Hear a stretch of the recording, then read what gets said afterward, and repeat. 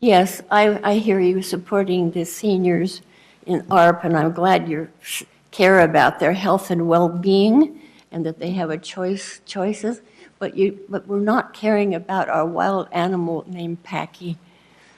I remember when he was born, I was in Seattle and everyone was so happy.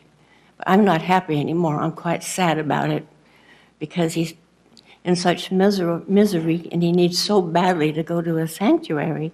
He's been enclosed in that small enclosure on cement floor all these years with terrible feet problems.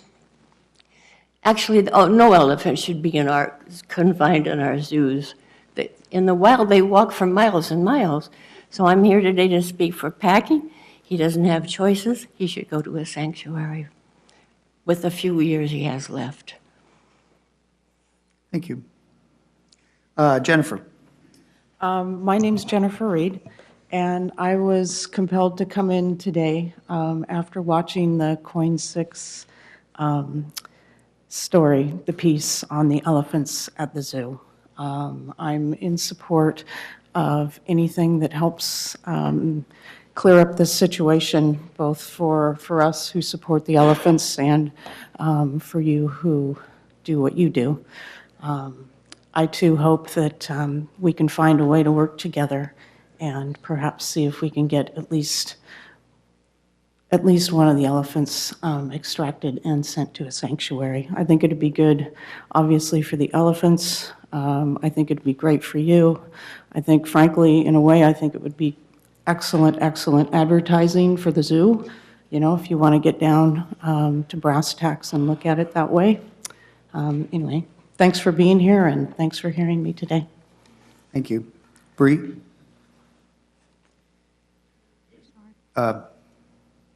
Is it Bright? Well, my name is Nancy Shaw, and Okay. I am here. You are here, despite... Oh, okay. Thank you, Nancy. She didn't give her last name. Okay, The other Nancy is not here. so we only have one Nancy, or at least we have this Nancy. Go ahead, Nancy. Well, good afternoon. And my heart is always with those elephants up there at that zoo. And blah, blah, blah, blah. Oh, wait, yeah. That's what I've testified here before, and that's what I feel is what you hear. And I also came to talk about dog breeding today because I'm sure somebody up there has a little tiny Fifi dog that we can use and have a new breed, because I have a hybrid wolf, and then we could call it Wolfie. Oh no, I'm talking about Chandra, that's right. You did hear about Chandra, the small Asian female up there that I talked about before, that the other females have nothing to do with her, and I told you before they don't speak the same language. They're talking about breeding huge Tusco with her. She's a small Borneo elephant, blah, blah, blah, blah, blah, and blah, blah, blah. You can tell I'm pretty annoyed with not getting any response or any help. And I hope you were embarrassed by that thing on Coin when they had the bully trying to keep the reporter away from Miss Collette, I suppose. That was embarrassing. Anyway, blah, blah, blah. Thank you, Nancy. So, and again, I'm having trouble with the name, but it looks Something like Bree Stefik? Stefik? Oh, Betty, yeah. Okay, well, Sandy, you can come up with the next group then. Okay, Sandy. Okay, thank you. I want to remind you about the fate of the 28 elephants born at the Oregon Zoo, starting with Packy in 1962. May 2 was also born in 62, shipped to the LA Zoo at the age of 5 and back to the Oregon Zoo 7 years later. She was forcibly and repeatedly bred and gave birth to 5 calves at the zoo. She was euthanized due to foot disease in 1996. She was 33 years old. In the wild, Asian elephants live for 60 years on average. Dinah was born in 63. He spent time at a zoo in Spokane and died in 77 at the age of 14. Teague was born in 66 and sent to the private farm of Morgan Berry, an elephant trainer who provided elephants to circuses. In 1978, while performing in a circus in Quebec, Teague attacked a trainer and was immediately destroyed. He was only 11 years old. Droopy was born in September of 68 and died 5 days later. Tina was born in 70 to Rosie and shipped to a Vancouver, BC game farm in 1972 as a baby. She died at a sanctuary in 2003 at the age of 31. In 1970, an infant was born who was never named, possibly killed by her mother, Thuy Hoa. Thuy Hoa had been captured as a baby in Vietnam, never to see her own mother again. Gabriel was born to Thuy Hoa in 1972, sent to Circus Vargas as a baby, transferred to a zoo that same year, back to Circus Vargas in 74. He died there at the age of 11. Stretch, a male calf born in 73, was shipped to an unspecified location in Florida in 74 and died in 76 at the age of 3. Stony, born in 73, was shipped to Ken Chisholm Circus in Canada the same year, to Mike Latour's Circus in 75, and died in 95 at the age of 22 in pain in a Las Vegas parking lot from a broken leg sustained while attempting a circus trick. A baby was born to Hanako in August of 73, who died after 3 days. The sire was Thonglaw, who was Hanako's father. As in humans, incest leads to a higher rate of birth defects. In October of 73, Emma was born to Rosie, sent the next year to a theme park owned by SeaWorld in Florida. She died there just short of 13 years old. It goes on, but my time is short. If you take away the ones who died after a few days or a few months, the average lifespan of these elephants was less than 20 years. Years of pain and misery and suffering. No elephant belongs in a zoo. Thank you. You? Okay. So if you'll tell me your name, you can be the first one up. Okay, Beth. Mars Green and Nancy Newell. Is that may be the Nancy that didn't stay? Is Nancy Newell here? Nancy left. Okay, Sundari and Bala Sethasamy. I got it. Okay, Beth. President Hughes, members of the council, I'm Beth Steflik. Breeding bull hooks in the off-site preserve were all laid out in Coyne's expose, which I'm sure you've seen. And I would like to see an open discussion from this. I would like to see a response to today's testimonies. If you don't hold out your hands to us today, to the Portland citizens, to foes, for the Oregon Zoo elephants, please consider the moral implication of holding elephants at the zoo. Belle and Tonglo, Dame and Sire Dupaki, were stolen. They're stolen goods from their natural habitats in Southeast Asia. If this were human trafficking, the federal government would be on it so fast it would make everyone's head spin. So it seems to me we should remember this in discussing the welfare of the offspring. Wouldn't it be logical to say that Metro and the Oregon Zoo do not have rightful ownership to the Oregon Zoo elephants? The right thing to do is to free Packy and all the elephants. Thank you. Thank you. Mars? Hi, Mars. Nice to see you all again today. Thank you for having us. We're very pleased with the expose from Carla at Coyne News, and that they have taken an interest in the sketchy plans to expand the elephant enclosure and the $125 million bond. It appears that the project was not very well planned out, because it's 7 years later and they still kind of don't know where they're going. The amount of space for elephants has decreased from what they originally said. And now they've admitted that the whole plan was to have a breeding facility, which now we all know. And Dr. Robert Hilsenthrop, the executive director of AZA Veterinarians, told Coyne 6 News that the zoo plans to breed Tusco, 13,300-pound Asian bull elephant, to a little Shendra, 4,500-pound Asian elephant. And he even comments that it's a really bad idea. Both those elephants are Asian elephants, but they're subspecies, and that would never happen in the wild.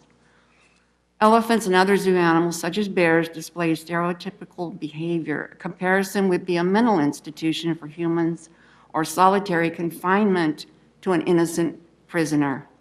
Elephants have evolved dating back to 2000 BC, and many of their traits are not understood by humans, but they don't recognize and they don't understand elephants, and they give them very little respect. Most elephants in the zoo acquire foot problems due to poor circulation. Bob told me a few weeks ago that the only reason elephants walk is to search for food. That is so ridiculous. That is one of the reasons, yes, they do search for food, but they walk miles a day because that is what is necessary for them to keep their homeostasis. We all have homeostasis to exist in the planet. Okay, and I'm wondering what Bob Lee has to say about Phil Pruitt's statement that Bob watched and allowed Fred Marion to beat little sweet Rosie for 30 to 45 minutes, striking her 176 times with a bullhook. There's a photo of Lee himself forcing little Rosie to sit up like a dog. She's pregnant, and he's got the bullhook in the hand, and she sits up for him. That's abuse. Margaret Whitaker, a director at the Tennessee Elephant Sanctuary, suggests that the positive reinforcement is the best approach and is much safer. Elephants, when they see that bullhook, they're already intimidated, they're scared, and they become aggressive. When an elephant bonds with his caregiver, there is no need for a bullhook. So open your eyes and your heart. And it might be the hardest thing you've ever done to realize that zoos are not a place to house animals with supreme, complex, sensitive, social, emotional, and family-oriented traits, such as elephants. Some animals just do not belong in zoos, and elephants is one. There's a picture of Packy with two on his front legs. Those are chain marks. This animal's been chained somewhere for some period of time for those chain marks to be there. But the zoo, they don't know what happened, you know? Thank you very much. I hope you all open your hearts and your minds and realize how serious this is. This is an animal. Packy needs to go to sanctuary. He's done his job here. He needs to go to sanctuary. Thank you. Sundari? So show some compassion. My name is Sundari. I'm the founder and executive director of Heart of Ganesh. We're an internationally based nonprofit dedicated to empowering and educating people to take compassionate action for elephants. Like others sitting behind me and sitting beside me, I've been here many times. We all have. We've called and we've written and we've protested. We've supported, we've been for, we've signed, and we will again and again. We will not just sit quietly in angst and anger and only talk amongst ourselves about the inhumane and unjust confinement of these elephants. Now, however, it's not just those of us who happen to live within driving distance of Portland. We're telling the story through social media, and we're preparing to facilitate an absolute uprising across multiple social media platforms, bringing people together from all over the world and uniting them under a common mission, and that is a mission of compassion. We will ensure that social media wraps the story around the globe, but it always comes down to people, to our shared experiences, and to a common vision. What sort of legacy we'll leave is what binds us together. I told you the last time I was here, when I look at you, I do not see a foe. I see husbands and fathers and mothers and daughters and sisters and brothers. We will, however, spread this story far and wide, and what's missing from the equation is your compassion and your integrity, and my God, your leadership. Once again, we are imploring you to become leaders instead of followers. And for surely you know by now that the world is watching. When Mahatma Gandhi was asked for a message to take back to the people, he replied, "My life is my message." I invite you to look at the message you are sending to the people of Portland, to the children, to your children. The message that you're sending to the world as you continue to turn away from another's suffering and toward the almighty dollar and the status quo of an outdated practice. To create lasting change that doesn't just deal with the symptoms, but digs underneath to what we must do to leave things better than we found them. Can I have some of your time, Paula? And to do so without lashing out and without hostility. I have been often accused of being too kind when I speak to you. Isn't that something? Many people come to me and say, "Why are you always so nice to them?" I don't know. It is powerful to see how many people worldwide and right here in this room are creating the time and space to have that conversation. Dr. Estes wrote that one of the most calming and powerful actions you can take to intervene in a stormy world is to stand up and show your soul. It is not given to us to know what actions or by whom will cause the critical mass to turn towards unending good. What is needed for dramatic change is an accumulation of actions, acting again, and continuing to act. We know that it doesn't take everyone on this earth to bring justice, but rather a small, determined group who will never give up. We will never give up, not during the first gale, the second gale, or the last gale. We are that determined group. We will continue to intervene in the stormy world of zoo politics, to stand up for compassionate care, for moving forward to the day when the legacy we leave is a new life and a new world for the elephants of the Oregon Zoo. They say that following through to completion ain't for sissies, and there is not a sissy in this room. We will follow through to completion. With you at the forefront would be a dream. With you behind, if we must. But we will follow through until we have bent this paradigm and compassion trumps captivity. I know you can do it. I look at you and I see kind people, and I don't know who else is talking in your other ear. But I first heard about this zoo, I live here, and I first heard about this zoo in Cambodia. All of Asia, who has gone so far past where we are to make better changes for elephants, cannot believe what the Oregon Zoo does, and we are a laughingstock and considered the worst of the abusers. And when I look at you, that is not what I see. Do not see that in your eyes. I thank you so much. May compassion trump captivity, not just for the elephants, because you know in your hearts this is not just about the elephant. Thank you. Thank you. Hi, my name is Balas Seshasai. I'm a resident of Portland, and I'm here to bring 3 issues of concern. And I have references for all of them, so this is not my opinion, these are facts. And the first is the Oregon Zoo and the Metro's disservice to science and education. The Oregon Zoo is proud to tout that they came up with this study that they found elephants communicating with infrasonic communication. And I don't see how that ties in with the zoo concerts, where in the new elephant lands, the concert lawn is right next to the elephant enclosure.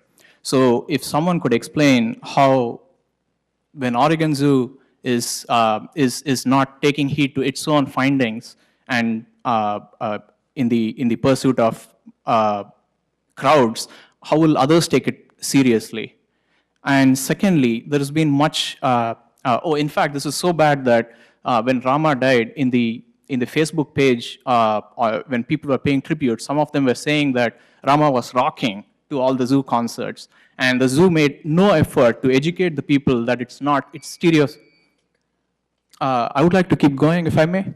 Yeah, you yielded your time to your partner there, but if you, okay, so are you on the list? Well, actually, if no, there was Nancy who didn't show up. If I may take up her time. Right. Beg your pardon? Nancy didn't show up. May I take her time instead? Sure. Thank you. So that's a big concern, and the zoo made no effort in educating people that an elephant rocking is not enjoying the music. And the second shocking thing is so much money is being poured into these sands in elephant lands, but there has been no peer-reviewed paper that talks about how that's beneficial to the elephants. It's just people going around and claiming it with no basis whatsoever. In fact, there is a study that was done in England that specifically says data analysis, I quote this right from the paper, data analysis showed that elephants with access to sand flooring had a significantly greater chance of displaying stereotypic behavior. I did not make that up. I have the reference here. You can look it up. And if this is not the zoo wasting our money by ignoring science, I don't know what is. And when Bob Lee, the zookeeper, claims that the elephant lands was designed from the elephant's point of view, it's nothing but a joke. And the next claim is that when we ask for Paki to be freed, the common refrain is that male Paki shouldn't be separated from his family. And this is yet another miseducation perpetuated by the zoo, because male elephants are solitary in the wild. It's only the females that are part of the matriarchal herd. And why the zoo would perpetuate this disservice to science and education is absolutely shocking. The next point is Oregon Zoo's disservice to conservation. Some of the people here who talked about Chandra breeding with Tusco from compassion point of view, I would like to add to that by quoting a study that I quote, interbreeding Borneo elephants with those from other populations would be contraindicated in conservation. So the zoo has completely ignored this study, this scientific peer-reviewed published study, simply to do Frankenstein experiments with our money. And next is the ivory ban exemption. The zoo wanted out of the ivory ban that rest of the Oregon. And there was even a comparison made that it is similar to Holocaust memorial. No, it's not. Holocaust is not still going on, but elephants are being slaughtered today for ivory. And for the zoo to say it's okay for us to keep our ivory, but not for you, that's sending a bad message. And as the overseers of the zoo, I was hoping that you would take action. And finally, the bullhook. Again, Bob Lee quotes that use of bullhook is under AZA guidelines. Guess what else is under AZA guidelines? The elephant safari, the African safari in Southern Oregon, which uses elephants for car wash, that's AZA certified. Is that the standard we are aspiring to meet? And finally, this is my last point, I'm summing up. What is most shocking is the Oregon Metro's disservice, the Oregon Zoos and Metro's disservice to local democracy. This was covered in Northwest Examiner and also by Carla, where you're charging $18,000 for routine records requests, which is a way to silence us, but we will not be silenced. And finally, the staff member there playing with the phone, he actually was caught on camera bullying and blocking Carla Costaño, the reporter's access to you. And I don't know what sort of signal that sends. And if a reporter has such difficulty reaching you, I think it's a sad state of affairs. Thank you. Okay, thank you. Diana Zimmerman, Esther Westbrook, Colleen Sullivan. Nadine Zimmer? Well, I got two of you. Nadine Zimmer and Diana Zimmerman. Oh, okay. And Esther and Colleen and Allison, are you gonna take your time back? Okay. I don't know how we move. I don't either. Okay, so then Nadine can come on up.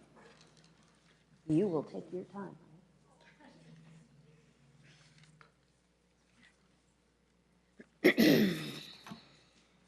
Diana first. Okay, I must say I'm extremely disappointed in what I've seen here. I've never been here before, and I'm not going to be shy now about telling my opinion. I thought you guys were all nice professionals, and I seem to notice that Mr. Hughes is not as interested in the rest that the rest of you are interested in. So now I'm going to be a little upset when I give my speech. I was born in Portland, Oregon, 55 years ago. Packy was born in Portland, Oregon, 53 years ago. When I was in the first grade at my Aloha grade school, my whole classroom went on a field trip to see Packy at the zoo, who was 3 years old at the time. I don't know where each one of you were, but I've been here my whole life. During my lifetime, I have been free to step outside the boundaries of my home. I have been free all of my 55 years to go anywhere I choose. I have been to Canada, to California, and to Mexico. However, Packy has been nowhere. Nowhere outside of his small zoo confinement in 53 years. Think about it. Compared to an elephant in the wild, that is the equivalent of you and I spending our entire lifetime in our playpen or a closet. Now, we have learned that Packy has been tortured for artificial insemination purposes. If it were not for Carla Castano and her brave co-IN TV news team, we never would have known that. Now, we have also learned from Carla that the zoo staff is planning to set Sumatra up to be tortured for artificial insemination also. Poor Packy has been living in fear of torture. We were led to believe all these years his anxiety was only due to his confinement at the zoo. My Bible states in Proverbs, a good person takes care of their animals. I demand as an Oregon taxpayer that the Portland Zoo be held legally responsible to pay back the $200+ million the good people of Portland gave to build our elephants their sanctuary at Roslyn Lake. The only way to protect our elephants from further planned animal cruelty is to remove them from the zoo property. Each zoo employee that was involved in torturing one of our elephants with bull hooks or electric shock need to be arrested for animal cruelty, which carries a 5-year felony charge. Roslyn Lake is a beautiful, secluded area. I have lived in Gresham and in Troutdale.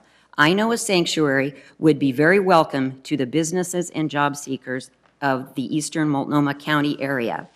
I know we would all love to leave the noisy city behind for our AARP retirement and go out and visit Packy and his family and watch them roam and play and live together in that sanctuary as God has meant for them to live all of their lives. I hope and pray there are enough morally correct individuals in this city and state to make Packy's freedom a reality. Thank you. Thank you. Esther.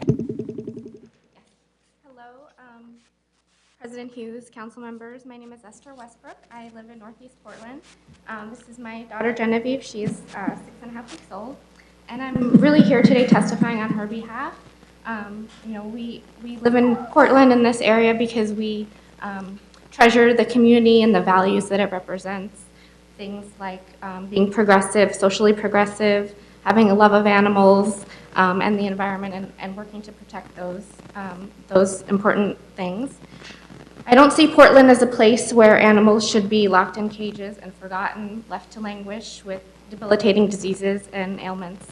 I just feel that, Packy deserves better. He's a member of this community. If we really do treasure him, as we say that we do, then we should let him live out his remaining few years in a sanctuary where he'll, finally be able to get some taste of freedom.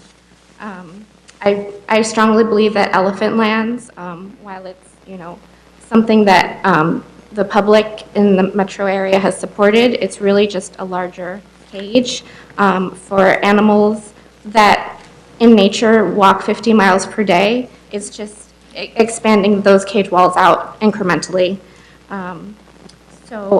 Basically, I'm just here to ask you to have compassion, to think about Packy and his remaining days, allow him to live them out with dignity and respect in a sanctuary, and also to help the breeding program, because we don't need to perpetuate this cruelty.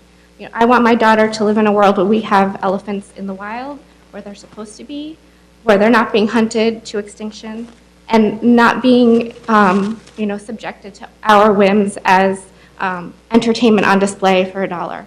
So thank you for your time. Thank you, Esther. Colleen? Good afternoon. I apologize, I came here with nothing written.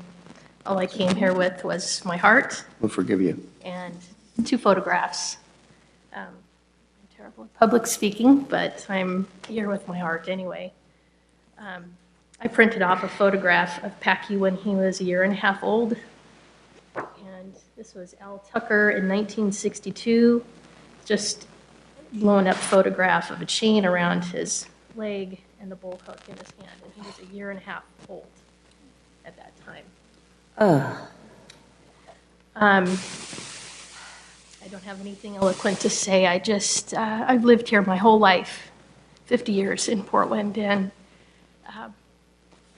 I have a family member that was a police officer in the city of Portland for 40 years. I had a family member that worked for Metro.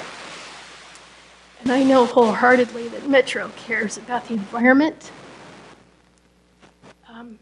Wholeheartedly, I heard about it all the time from this family member. And I guess the only thing I want to say is I'm so proud of this city. I'm proud of everything that we have to boast about. We are among the most livable cities. We can brag about our microbrews. Kidding, but there's so many things that we have to brag about. And I know wholeheartedly that Metro cares about the environment. And I guess my only open question is I just don't understand how Metro can turn a blind eye. When you care about the environment, how you cannot care about these living, breathing, beautiful, magnificent animals that are suffering. That's what I just don't understand. And if it's the last thing I do, I'm going to fight until my very last day for this. So thank you for your time. Thank you. Nadine? Yes, good afternoon. I have been here many times, and I'm looking forward to the day when I do not have to come back because the elephants will not be in captivity. I actually didn't think I would be able to be here today. I had a death in the family, but I felt this was important enough for me to be here. So, anyway, there have been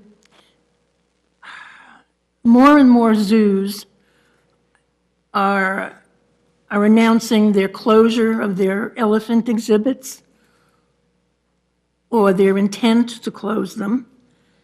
And they're realizing that that is not where elephants should be. I mean, all of these things that I'm saying have been said before by myself or someone else here.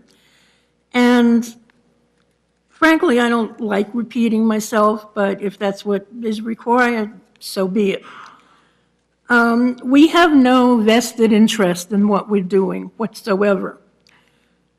But when the zoo breeds elephants, they do obviously have a vested interest. And when elephants are being bred, and the babies are very cute, and everyone loves them and wants to see them, and it increases the number of visitors, which increases the money that you take in. They are not inanimate objects. They're extremely intelligent. The scientific community is discovering more and more about elephants and how intelligent they are and their relationships with one another. And they knew long ago that they bury their dead, they take care of each other. It just goes on, and you know all this. I normally would, as I said, be speaking about longer, but I'm not in a position I can't do that today. So I just wanted to say that we have free Packy.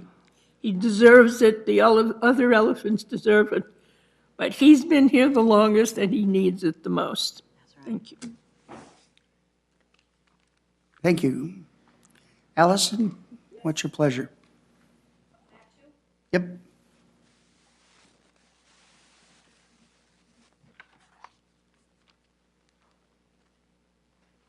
So I'm Allison Peters.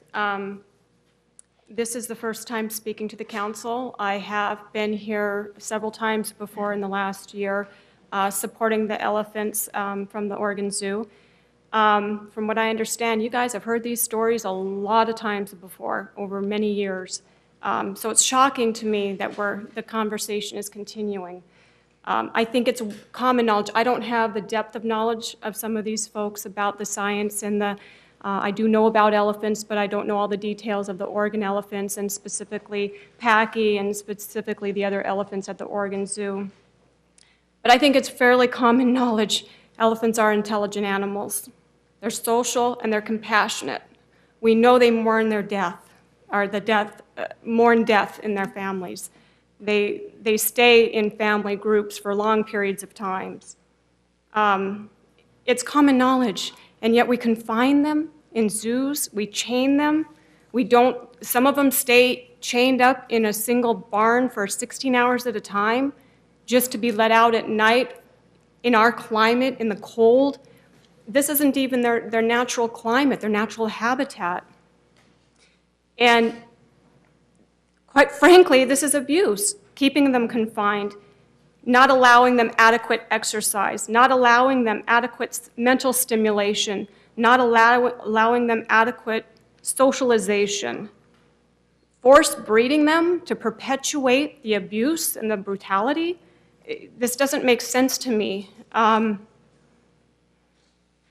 I grew up in Portland. We moved here in '71 when I was in grade school. I remember one of the girls in one of my classes actually won a contest to name the zoo, and I think some might correct me, but if I remember correctly, that's when they named it the Washington Park Zoo. I've been to the zoo a lot as a kid, and I have to tell you, I do remember wondering what kind of life this is for these animals, not just the elephants, all the animals at the zoo. We watched this video on livability in Portland earlier. You know, what that boils down to is quality of life, right? What kind of quality of life do these animals have, do these elephants have? They don't, they really don't.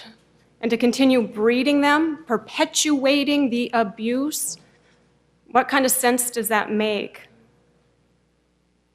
And bottom line, money, right?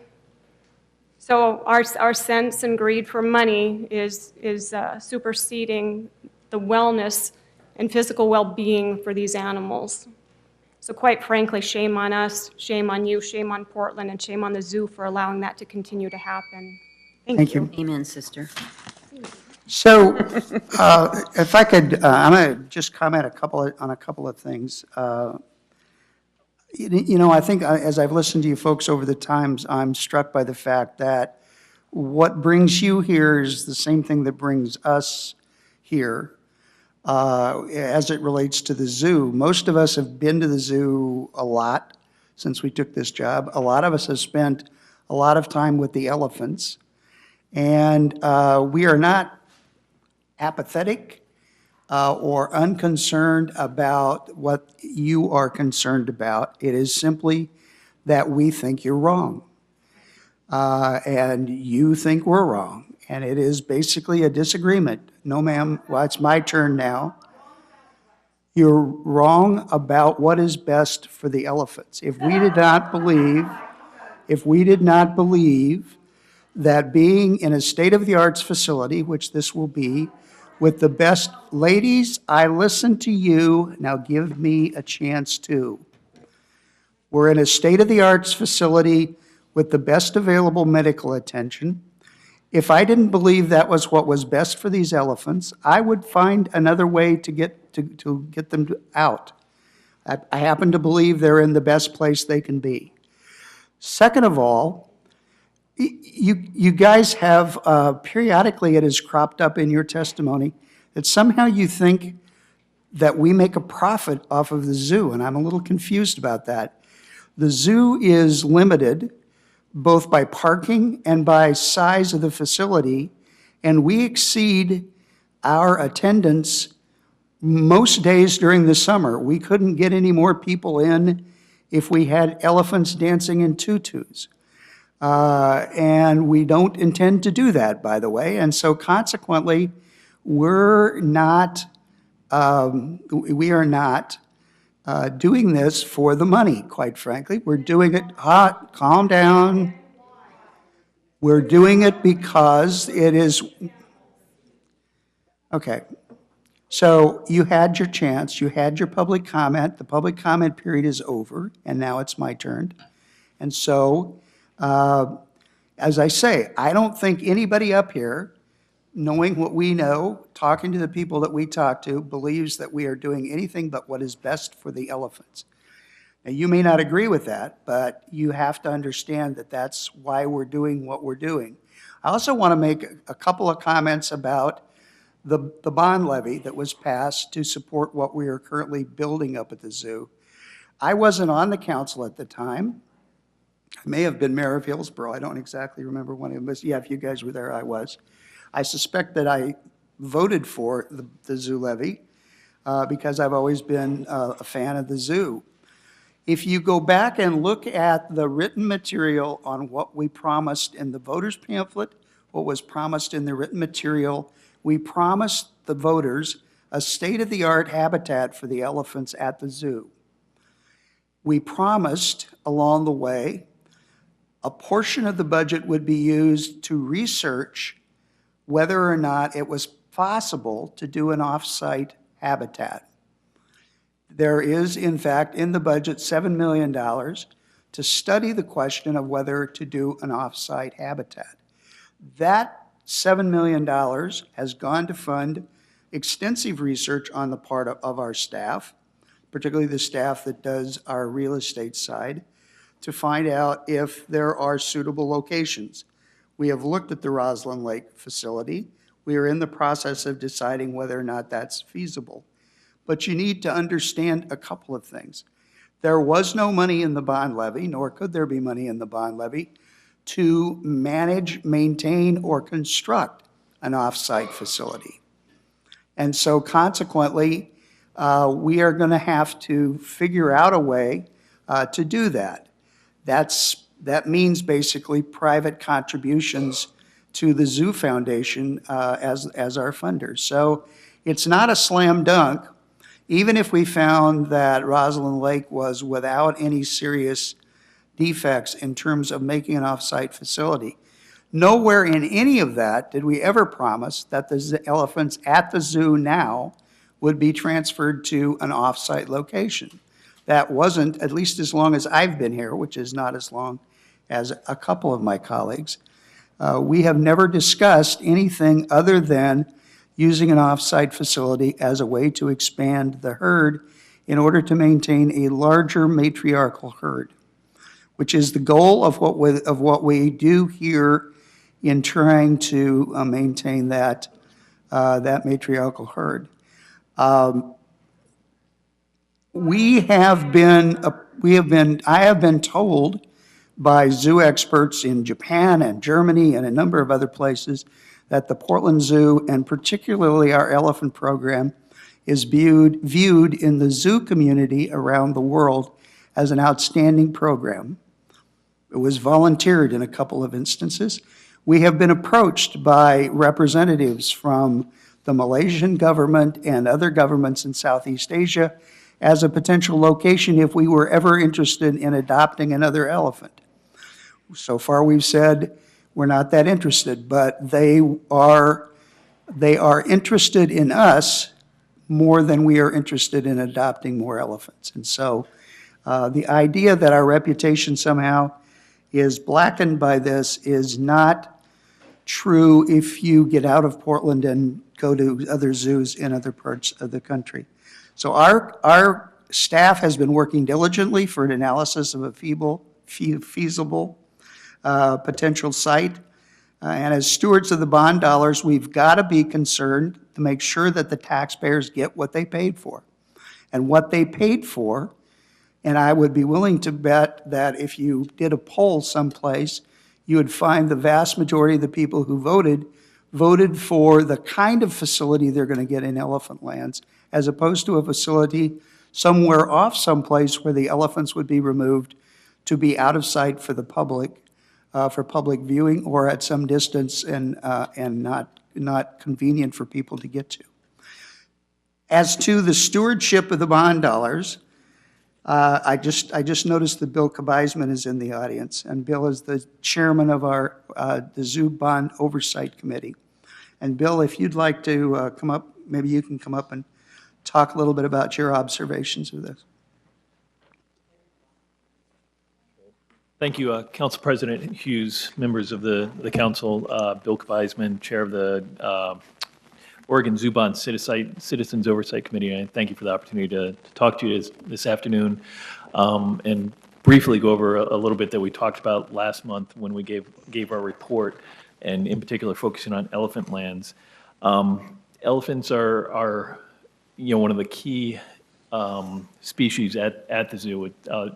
They provoke a lot of passion, and that's a great thing. And that, I think, is part of why the bond measure passed. I think Councilor Hughes pointed out, and what I think might help, I'll actually read from the Metro explanatory statement that went to the voters.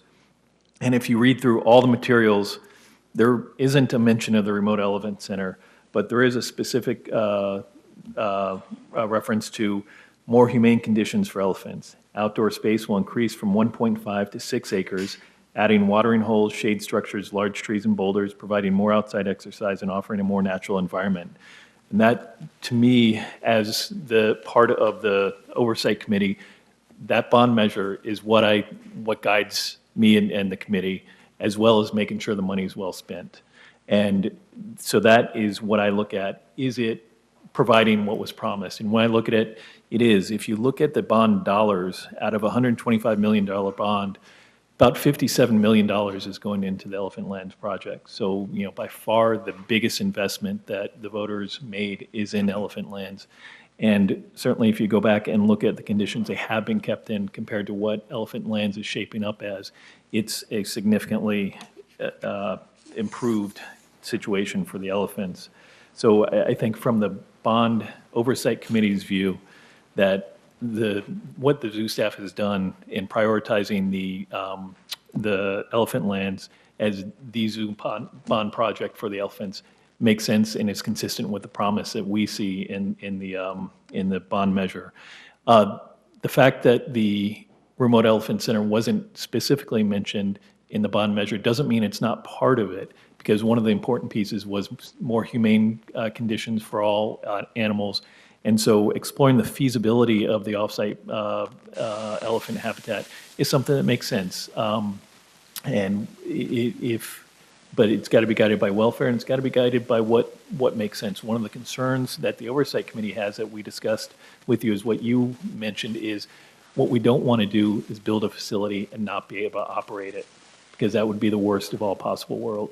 Maybe not the worst, but it certainly is not something where we want to go. And so the feasibility is an important thing, and we've urged the council to make a decision and see where that remote elephant center is going, and we look forward to receiving that and continuing on with the bond. So I think in sum, what I'd say is, our role in overseeing the bond program, we feel pretty confident that zoo staff and the bond program is delivering on the promises that they made in terms of the elephants in specific and in the zoo overall. With that, if you have other questions, I'm happy to discuss where we are. Do you have any questions for Mr. Kabizman? From the council? Okay, I see none, Bill. Thank you very much, and we appreciate your service that you render to us and the citizens of the community.